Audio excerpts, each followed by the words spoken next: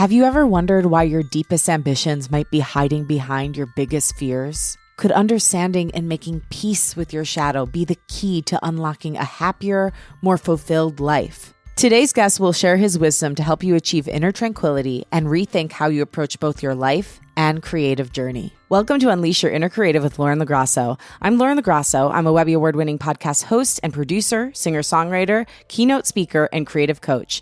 This show sits at the intersection of creativity, mental health, self-development, and spirituality, and it is meant to give you tools to love, trust, and know yourself enough to claim your right to creativity and pursue whatever it is that's on your heart. Today's guest is Tom Rosshirt. He's an author, speechwriter, and a profound thinker who has insights to share on his book that just came out called Chasing Peace.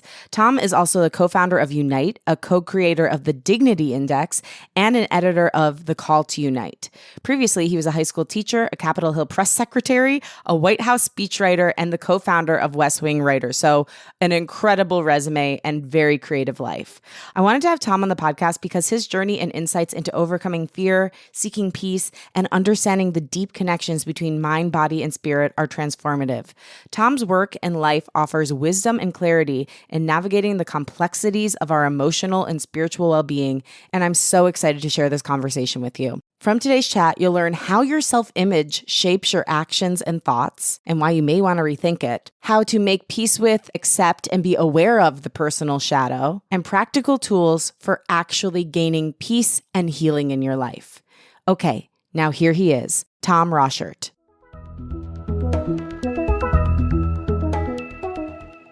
Hi, Creative Cutie listening. I'm sitting here with the amazing Tom Rosshirt. You've written this incredible book, Chasing Peace. I read it, loved it, have so much to break down. But we were just talking about ambition. And I know you're a Midwesterner. You lived all over the world, but your roots, a lot of them are in Chicago. It's so funny because you knew the story of me, saying when I was in college, I want to work on the Ellen Show someday. And you said this thing to me, I don't know how you had the guts to have that ambition. Because when I was reading your book and was he ended up in the White House writing speeches for the president and vice president, I was thinking the same thing about you. Let me tell you, my road there was really slow and bumpy. But the story that came to my mind after I heard you say, I'm going to be an intern on the Ellen Show, declaring it, you had to be 20? Yeah. I remember when I was 33 or 4 and I was living in North Carolina. I was working for the Speaker of the House down in the legislature there. I was a press secretary. And I got a contact from someone I knew in Washington who had helped me previously from Vice President Gore's office. And they said, we're looking to hire a speechwriter. And I ended up not getting that job. It took me 3 times to get hired. But they told me, we're thinking of you for a speechwriter position. And I was bursting with pride and excitement and ambition and professional greed and all those emotions. But I wouldn't tell anyone. And then I told one person and I said, don't tell anyone. And then I said, I was contacted by the vice president's office. But the reason I was saying, shh, don't tell anyone is because honestly, I was afraid of being mocked for my ambition. You going to the White House? No, sorry. And so that was enough to intimidate me from saying what I wanted out loud. Took me a long time. I think it was easier back then when I was younger because my brain wasn't fully developed. And one of the greatest head starts you can have in life is unconditional love. And I really credit my parents a lot for really making me believe I was capable of anything. I don't know. There's certain things that I've been more precious over, like you were over that dream of, working in the White House and writing speeches. And I will say every time I've said it with a pure heart, with authentic enthusiasm, the thing has happened. But when I've been, which is a theme of your book, when I've been cloistering it and hiding it and kind of just trying to conceal my heart or protect myself from some sort of disappointment, it's been much harder to attain. But anytime I've actually approached something with genuine enthusiasm and passion and brought other people in on the vision, the universe, God, co-create with me to make it come true, which is pretty cool.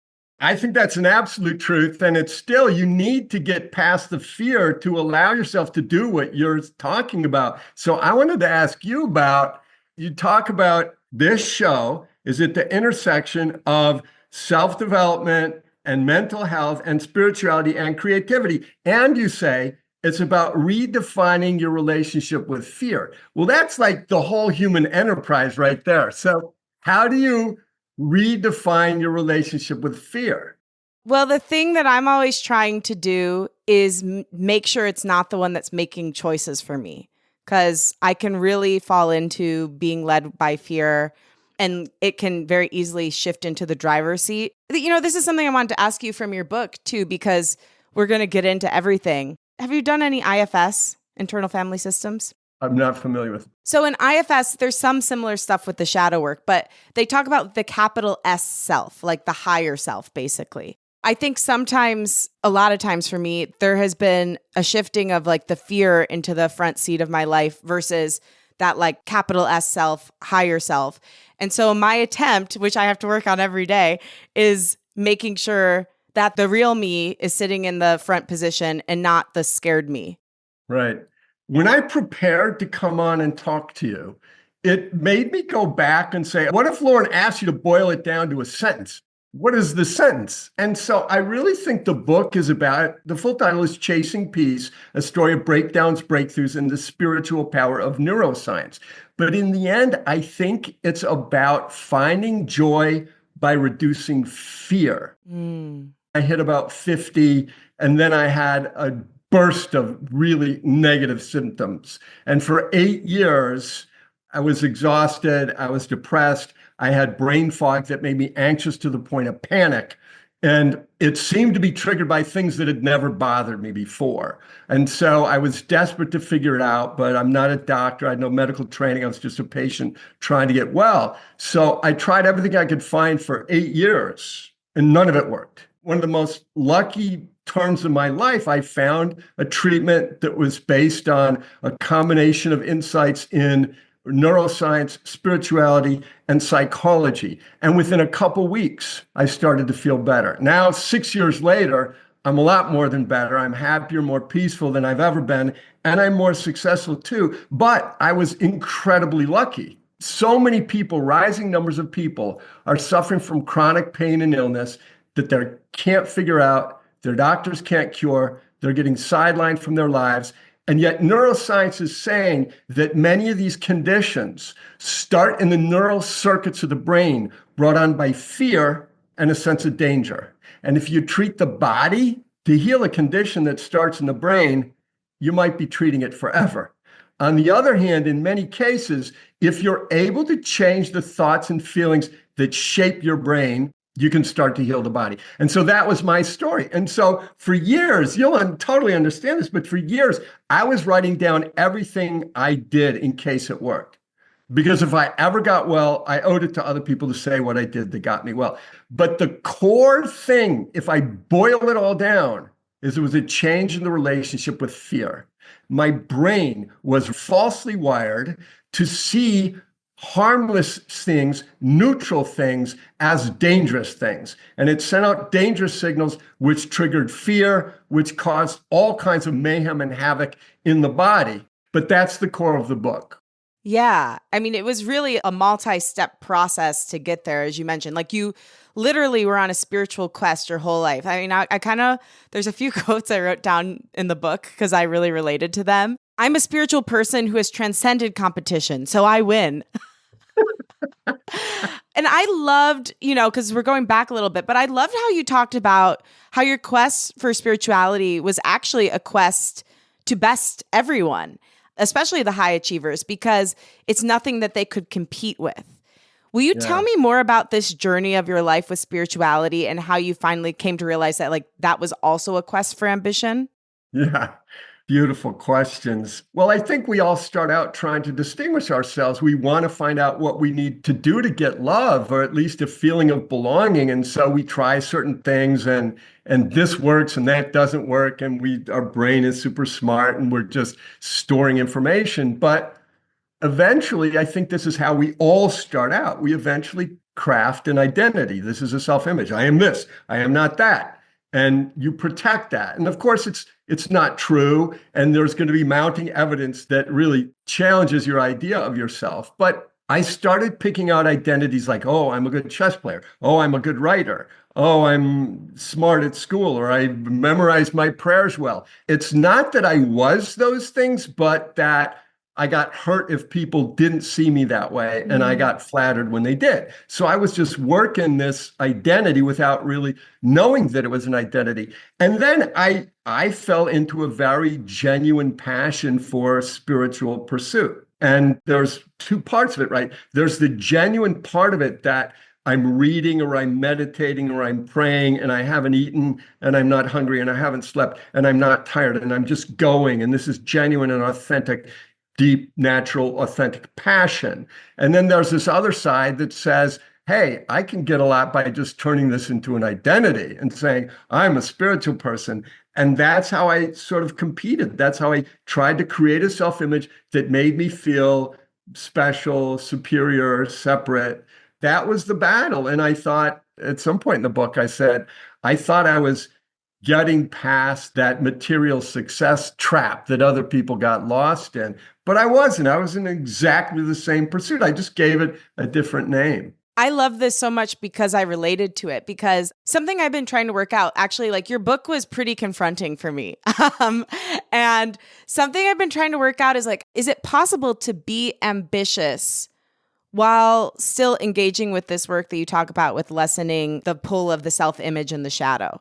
Yeah. Oh, I think so, because I deal with this in like the last half page of the book, because I wanted to circle back to this. One thing that every time I read this in the book, I laugh, but Richard Rohr, the Franciscan priest and the writer of so many spiritual classics, including Falling Upward, he says in his book, Falling Upward, any attempt to engineer your own enlightenment is doomed to failure because it will be ego-driven.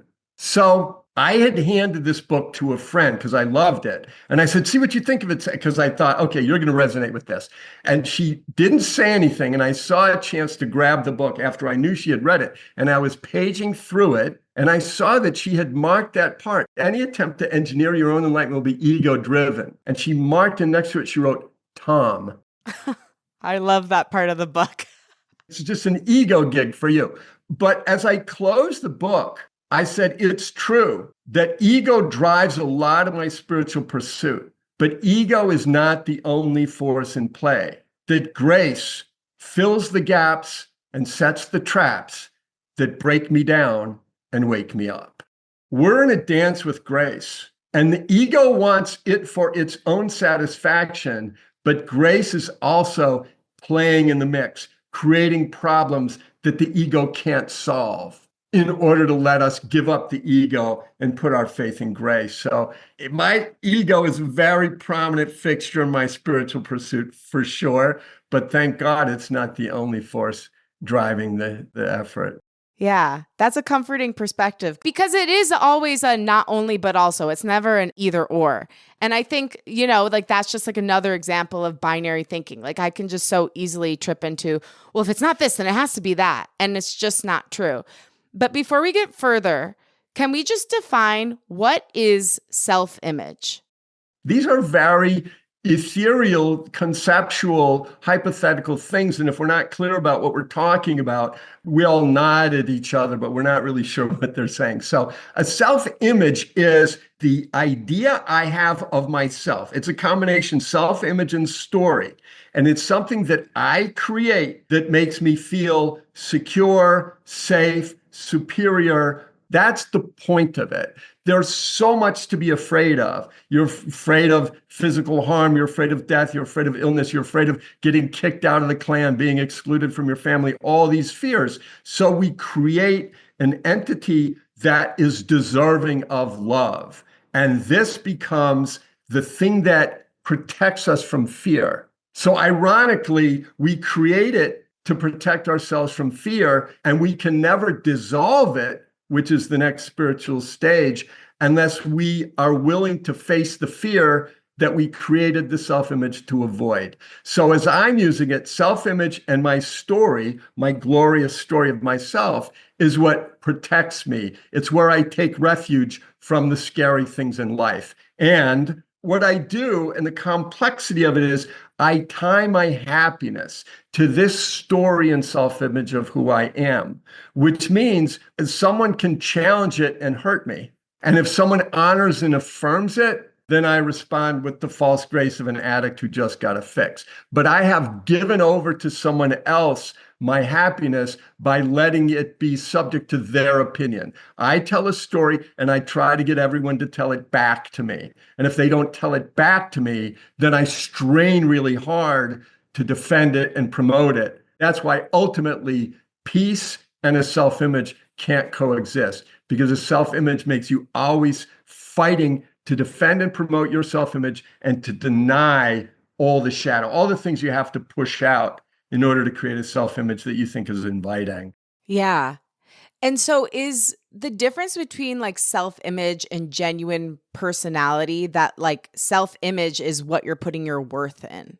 Yeah, it's exactly right. Let's say you have many qualities, many skills, and you're a beautiful singer and you're an exquisite executive producer of podcasts, and you're able to get people to open up, and you have all these abilities and qualities and skills. But that doesn't mean that you need people to see you that way or you will be unhappy. It's really taking a particularly narrow view of yourself that embellishes some things, adds some things in, pushes some things out, and says, you will hurt me if you challenge my story. That's the difference. There's a psychological attachment to it, and you get hurt if people don't accept it. If someone's listening right now and they're like, wow, I really resonate with this, like one of them for me genuinely is when I was reading your book was brought to tears a number of times when you talked about how much your worth was tied up in people admiring you and giving you accolades for the things that you did. And I think so many creatives, even though like our creativity is just an innate part of who we are, it's our authentic selves. We get tied up in our worth is in the output and the recognition versus just like the fact that we did it. And so if someone's listening and they're like, wow, that sounds like me, what's a way they can start to detach from that self-image or not let it own them? Yeah. So this is really exciting stuff. I find it absolutely fascinating. And so in the book, I talk about a breakdown, and we don't always break through, but the point of the book is we want to try to flip a breakdown into breakthrough. And so to be able to do that, I identified 6 states of breakdown, because we need to see what's going on before we can identify a breakdown as a good opportunity, right? It's a spiritual opportunity. The states of breakdown that I name are anxiety, depression, addiction, illness, crisis, and grace. And grace, it sounds odd. Why is this a breakdown? Well, when you pay attention to what's breaking down, it's a self-image that's breaking down, and it's grace that's breaking through.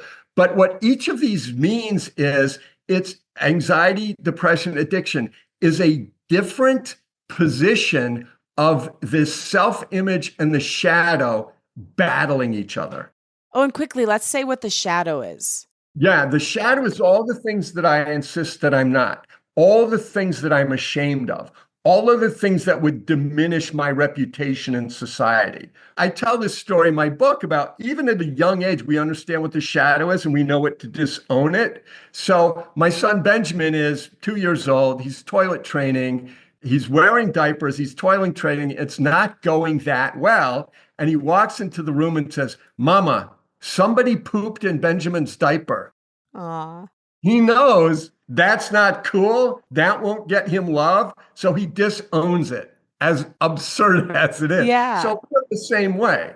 For example, when I get anxious, it means my self-image is being threatened. So if I'm coming on your show and I start preparing and then over preparing and then rereading my book and I'm not making this up. I'm getting piles of notes. Okay, that's anxiety. And the anxiety is my self-image is threatened. Am I going to go on Lauren's show and I'm going to fumble and blunder and forget what I'm trying to say and not make my best points and all that? So that is anxiety. It means the self-image is being threatened. Now, what about depression is when the self-image is actually defeated. And I talk about when I went to Japan, and it was at a time in my life when I thought, I can go anywhere, I can do anything, I can learn any language, I can make any place my home. And within 9 months, I was exhausted, sickly, suffering from asthma and depression. And that self-image of mine that I had prized and cherished was absolutely defeated. And I had to take my self-image home to a place where it wasn't going to get contradicted every day. So this is the process by which the breakdown happens. But if you see that what's breaking down is your self-image, and you see that your body is breaking down because you're exhausting yourself trying to defend your self-image, and the self-image model of happiness is breaking down. The idea that we all grow up with, that if you decide what you want to be in the world and you go be that, you will be happy and you will be peaceful. All those things are breaking down. But the reason that's a breakthrough is ultimately you can't get peace by trying to become your self-image. You cannot depend on the world being the way you want it to be, the world treating the way you want the world to treat you. Chasing peace is really trying to fulfill the self-image, and achieving peace is slowly dissolving the self-image. So the work in the beginning, which can be super fun, and it's mostly in chapter 3, is a lot of questions that go into, okay, let's go into what your particular self-image is. And when you see what your self-image is and you start to detect it by your own emotional responses, you begin to see the contours of the self-image. But one of the things that I discovered I found most interesting is, and I see it myself all the time, but if you give someone a compliment and they laugh out loud, you've identified perfectly their self-image and you've flattered it. It's so joyful when the world sees you exactly as you want to be seen that you can laugh out loud, or you can cry. You're moved so much. And that's the self-image in play. So when people win an Oscar and they say, I'm very humbled. Oh, yeah. I absolutely believe that they're humbled because in that moment, they've reached such a peak that there is nothing that they want that they don't have. In that moment, it's a very precious moment. And that's their self-image has been realized. I think we should interview them the next day. What would you ask them? Was it everything you actually dreamed of? And are you actually happy right now? Because you talk about this in the book. My music back in 2020 was featured in People magazine, and it was like the greatest thing I could ever imagine. I was like, I remember thinking this. I literally had this thought, at least if I died tomorrow, I was in People magazine. Right. And then that lasted about 2 days. So maybe we should wait like 3 days to interview these people. Yeah. That lasted about 2 days. And then on Monday, I was the most miserable I had ever been. Wow. Well, there were a couple things that happened. Somebody called and like basically shamed me for the way I answered a question in the article. And so it totally like knocked me off of that joy. But also I think the twofold thing was my life didn't change the way I thought it would. Like I thought that something like this would happen and then I'd be saved. That's so good. That is so honest and true. I think it's universal. Yeah. And I've had a number of little moves in my career that I thought, well, this will change everything. And it didn't really change much at all. Yeah. And the change did make me happy. Tom, will you talk about the difference? Because we've talked around it a bit, but like the difference between happiness and peace, and why peace is what we should seek. Well, we should seek whatever we're moved to seek. I think we're going to end up seeking peace after we've made a run at happiness and found it's fickle. Yes. I want to honor everybody who talks about happiness and means the same thing that I mean when I say peace. So I don't want to diminish happiness and say it's some lesser goal. But the way I'm distinguishing the two in the book is that happiness is a material pursuit and peace is a spiritual state. And happiness is trying to get what you want, and peace is wanting what you get. And happiness is becoming who you want to become. And peace is really becoming who you are. Mm. And so happiness, if it's genuine happiness, it has peace in it. Because if it doesn't have peace in it, then it's just a good mood. These are the distinctions. But in the book, I talk about the first and second half of life. And again, the first half, as I'm defining it, is trying to achieve your self-image. And there was a period there where the self-image was giving me what I wanted. I was getting what I wanted from it until I was probably 40 or so. It seemed to be working pretty well. The career was going high. The health was strong. I didn't see any reason to seek anything beyond it. But then the second half of life comes when the first half of life fails, when you have a breakdown, when the self-image can't hold together. And then you don't know what to do. Typically, that's the striking thing about the breakdown. You are trying to achieve your self-image. Either you've achieved it and it doesn't give you what you want, or you can't achieve it, and your body starts breaking down from the efforts to achieve it, or you're exhausting yourself, or your self-image becomes an abusive boss telling you what you have to go do. And that breaks down and you don't know what to do. So you redouble your efforts to be your self-image, and that might fail. And then you create not just a false image of yourself, but then a false image of someone else. Oh, it's this person's fault. If this person weren't there, then I would be able to achieve my self-image, right? So there's all kinds of other negative stories that you can tell yourself. But if you reach the point where it really fails, it's broken down, you cannot resolve it, you're not even going to try to anymore, then there's a chance that you move into, I'm not going to try to be that thing anymore. I'm going to let it go. So while I was seeking happiness by trying to build and become the self-image, now I'm going to seek peace by letting the self-image go. And it can be a gradual thing, but it can be a very liberating thing. Like you saw in the chapter of addiction, I talked about my brother who was gay and he died of AIDS. And we had some very, very moving conversations.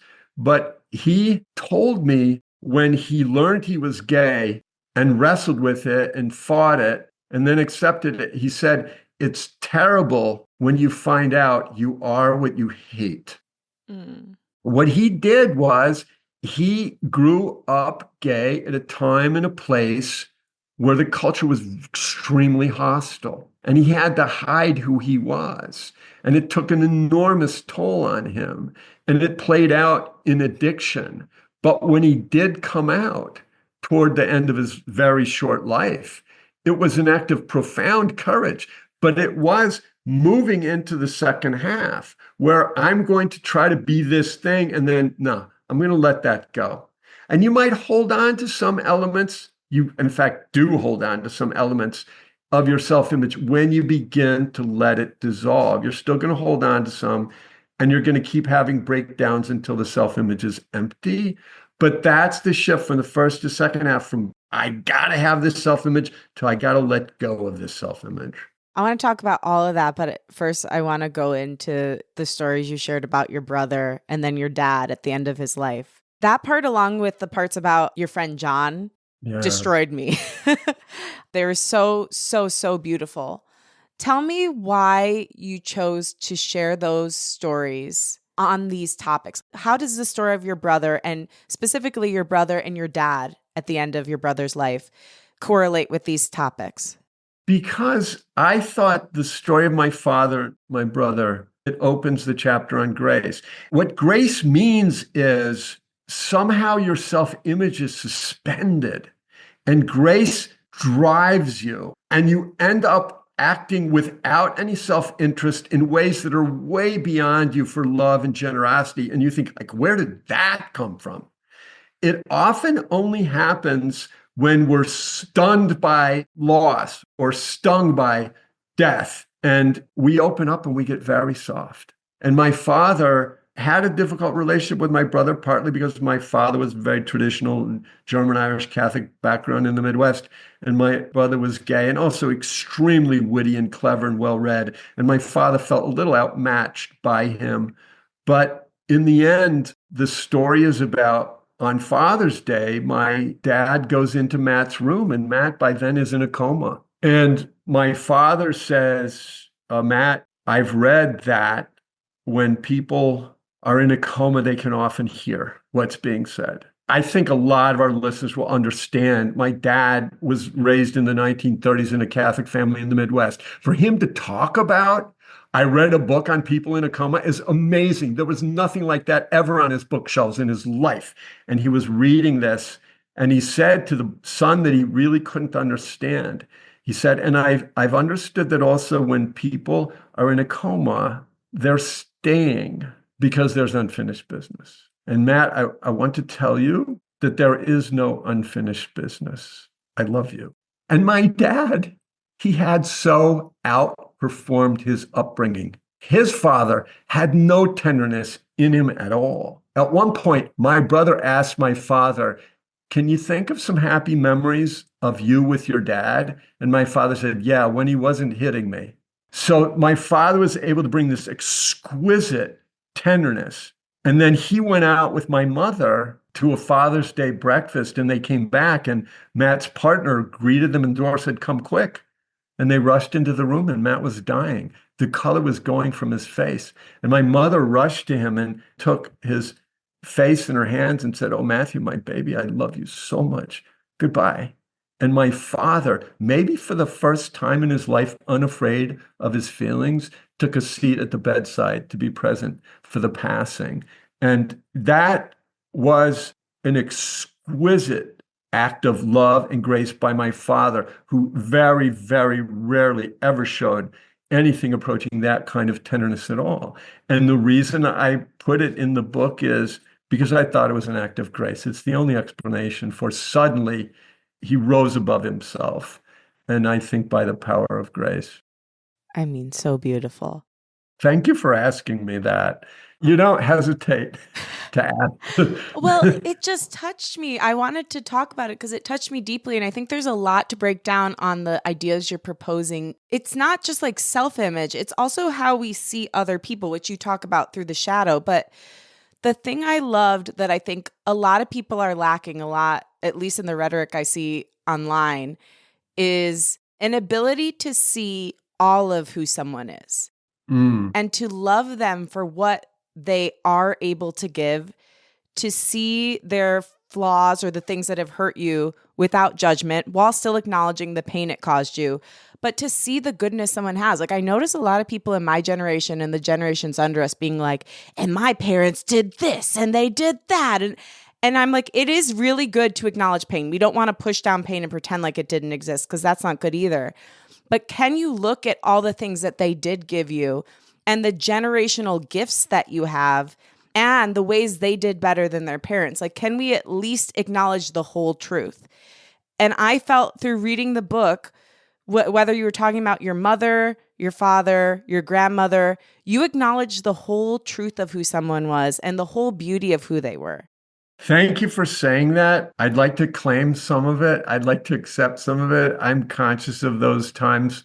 And I wrote in the book about when my father died, I had such a mixture of emotions because I adored him. He sacrificed for us in many ways. There was nothing he wouldn't do for my travel and education. And yet, he said more harsh things to me in my life than everyone else combined, right? Yeah. And yet, I felt guilty in ways for looking down on him for not being deeper. And I'm saying deeper in quotation marks, right? But I will tell you one thing that just racked me with sobs. And I put this in an end note. But in the midst of one of my moments where I was very frustrated with my father, and I say in the book at one point, I turned on him and said, Dad, we all get irritated. But when you get irritated, someone has to pay. But I came back after that and he said, everything you said was correct. And so it's really so humbling when you're looking down on someone and you see something you never expected them to see. But to the point that really shook me with sobs, I was randomly looking through YouTube and I looked at a Jewel song that she performs with Dolly Parton. I love this song. Exactly. Yeah. Father's Daughter, right? Is that what it's called? Yes. Here are the lyrics that flipped me out. And I'll just remember a couple of them. But she said, I am the product of his sacrifice. When I think of what my father did, and I'm like hanging out, going to retreats and reading books and sitting cross-legged like a spoiled brat and thinking, this working guy who did all this so I could have the luxury of a spiritual pursuit. What Jewel then said, I am the accumulation of the dreams of generations, and their stories run in me like holy water. I am my father's daughter. I had to cancel everything for the rest of the day. Yeah. I couldn't take it. It's so beautiful. Right? It's so true. And I think I love that you pointed out that part in our conversation now and in the book where you're like, I used to look down because I didn't think he was deep enough. I had a similar thing where, because I've been very committed to my own healing. But I finally realized, like, wow, that's a privilege you've had, Lauren. Who else was supposed to do it? Like my grandpa, who was coming over on the boat from Italy when he was 15 by himself, trying to figure out how to make it in this world and never seeing his mom again. Like my grandma, who survived this terrible abuse from her mother. My parents, who they didn't have as many resources as I've had because of the hard work they did for me. And they didn't grow up in this generation where we're talking about these things. We're talking about generational healing. Like, who was supposed to do it? Everybody did their part. Yeah, it's humbling to think back and honor the sacrifice and see them in the situation in which they were given. So beautiful. You talk in the book, and I know a lot of your other work is about how we can bring people together more. Obviously, our country is in a state of extreme polarization, tribalism. It's us versus them. And I wonder if you would speak a little bit to how we can use the ideas that you propose in the book to help us get out of that and see the humanity in each other. Yeah, thank you. So chapter 12 is largely about this. And I think I opened chapter 12 by saying all of the inventing and discovering and experimenting and exploring in the history of human beings has never uncovered one thing that is more important or more a mark of human progress than how we treat each other.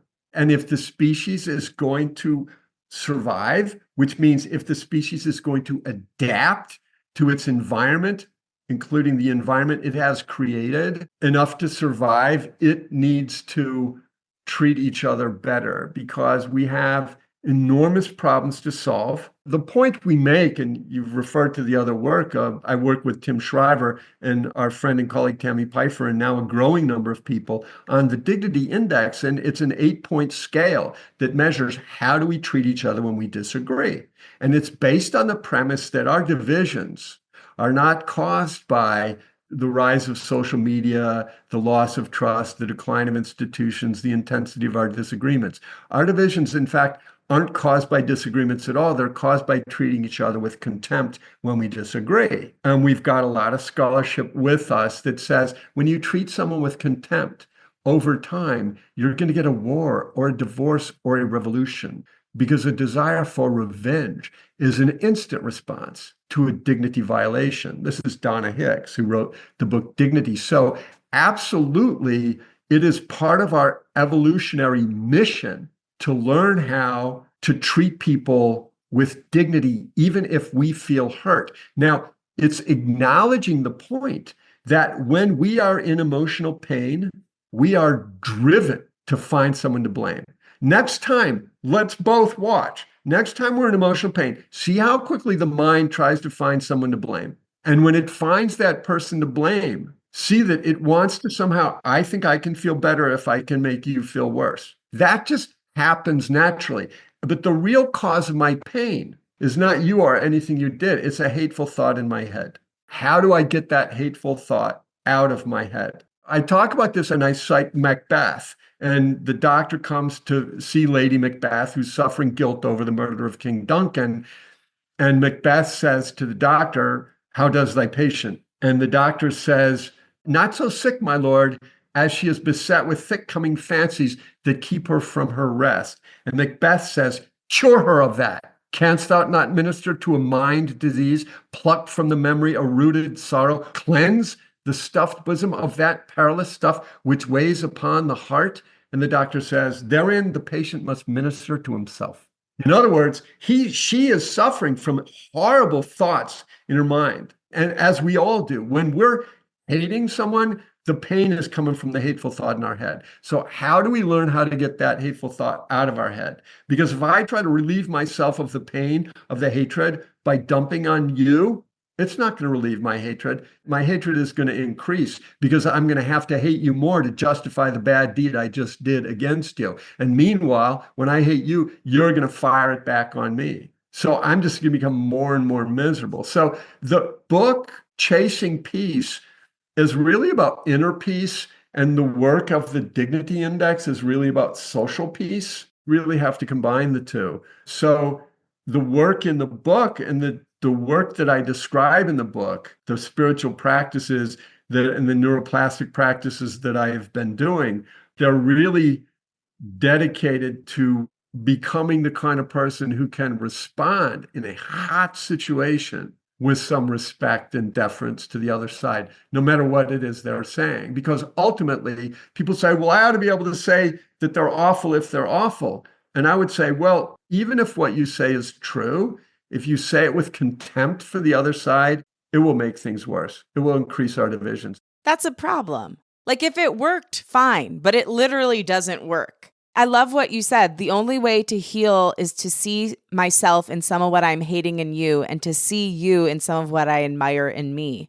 And I think it's so important. And I think it's important for us not to confuse our fury and our terror and our heartbreak over what's happening in the world and point it at each other versus the institutions that are making these choices. Like to take that deep level of heartbreak that some of us are feeling and use it to actually make a change.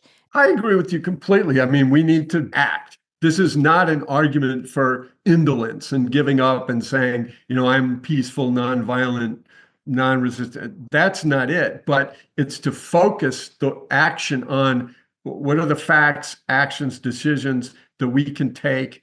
How can we identify the actual source of the injustice or the violence or whatever it is we want to mend? Right. Trying to change the policy instead of like saying to someone, you're bad, like that gets us. When has anybody ever changed because they've been shamed? Yeah. Never. Not a real one, not a real lasting change. It's so important. What else do you really want to talk about? Like, is there anything you really want to share with the audience about your work that you really think the world needs to hear right now? Anything on your heart? I do want to say there are now rising numbers of mainstream medical professionals who have understood the role that neuroplasticity, the role of fear and stress and a sense of danger can do to the body to create chronic pain, chronic back pain, neck pain, shoulder pain, fibromyalgia. And if anyone has a chance to look at the Colorado back pain study, this is a small example of the power, the healing powers that come from the insights of neuroscience. It was done at the University of Colorado at Boulder. The study was published in JAMA Psychiatry, but 66% of the people in the study, all of whom had chronic back pain for up to 8 to 10 years, 66% said they were almost or totally relieved of their back pain. And it came about because there was no physical therapy, there was no opiates, there was no surgery. There was an exercise in which people were trained to focus on the sensations coming from their back, which they used to call pain. And they were trained to see it as a neutral sensation. It's called pain reprogramming therapy. When they saw it as a neutral sensation, the sense of danger dropped, which meant the sense of fear dropped, which meant the pain dropped. And so it was a direct connection between emotions, neural circuits that start danger and fear, which manifests in the back as pain. If that fear is reduced, the pain is also reduced. There was a Washington Post article on this study where one Dr. Apkarian, who has a pain clinic at Northwestern University, has shown that he is able to predict back pain more readily from looking at brain scans than back scans. Dr. Howard Schubiner, who I mentioned. MSU. I looked him up as I was reading. So you all listening, if you are struggling with any pain, which many or most people are, I feel like right now, you must read Chasing Peace. And I was blown away, Tom, by all the things you mentioned about him. My mom has a bone-on-bone ankle and 2 bad knees. I feel like this guy could help her. She's scared of surgery and everything. So I'm like, at least maybe she could deal with the mental component of it. So if somebody is in a place where they're in a lot of pain or they're dealing with an autoimmune disease, whatever it might be, where would you advise them to start besides reading your book? Like, where's a good place to start their journey? I think to look at Dr. Schubiner's work in unlearnyourpain.com, that will connect you to a network of medical professionals who are becoming experts at identifying and treating neuroplastic pain. Annie Hopper, and she is the one that I went to. So for 8 years, I said nothing worked. And then someone said, hey, can you join our group? They're for people suffering from this kind of illness. But I have to warn you, they said, we don't do air purifiers and we don't do supplements and we're not looking into chelating agents and we don't care about taking saunas. We're talking about retraining your brain. And so if you're interested in this, you can read this book by Annie Hopper, Wired for Healing. And I read it in a day. I ordered the DVDs immediately. I went to the in-person, and within months, my whole life had changed around. Was reacting to my home, mold or dust or the environment or the leaves or the pollen, combination of chemical sensitivities and the stain on the floor and the paint on the wall. And I was just reacting so badly, I moved out of my house. And I was living in an apartment because I was just getting dizzy in my home environment. And everybody else in my family was fine. And then I was out there thinking I would get well and come back, and I wasn't getting well. It was 9 months living away from my family. I thought my life was slipping away. And then these people said, hey, you should check out Annie Hopper, Dynamic Neural Retraining System. Her website is retrainingthebrain.com. And I read the book, as I said, did the DVDs, went to find her in person. And I came home, and a month later, I had thrown out 81 bottles of supplements. I had thrown out air purifiers, and I moved home in the very 100-year-old home that people said, well, you can't live there because of the humidity. No, I went back and I was fine. And it took some time to retrain my brain not to react to the things I'd been reacting to. But so Annie Hopper is another star in this field that I would recommend people check out. Yeah. And honestly, you have to read the book to believe it. Cause like, I definitely want to check out these modalities. Cause I also was like diagnosed with too much mercury in my blood. And like, I was on all the pills. I was buying the doctor's like special brews. I really related to that. This book really is like a mind, body, and spirit book to help you get to a place of peace. Is this pursuit of peace, of truth, is it ever over, or as long as we're here, will we always be just chipping away?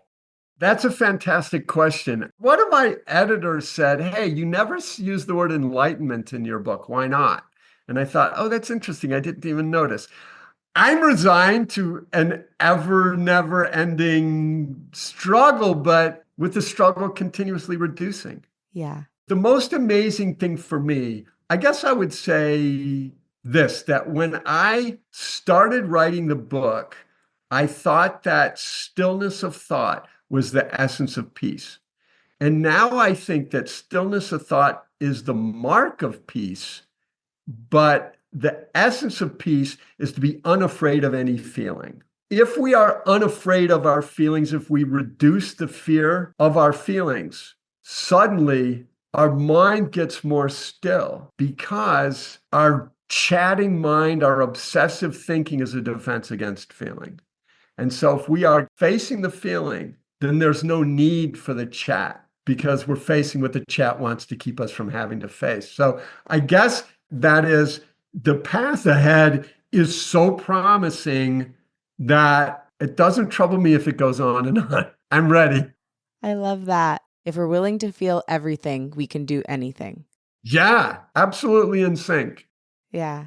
Tom, you're so special. Thank you for sharing your heart and for your warmth and kindness. It emanates through the screen. And I just love your book and I love who you are.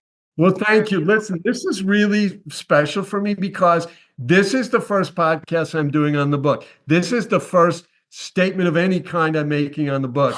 Exclusive. You are forever will be very special to me. Thank you for making it fun and easy and not scary.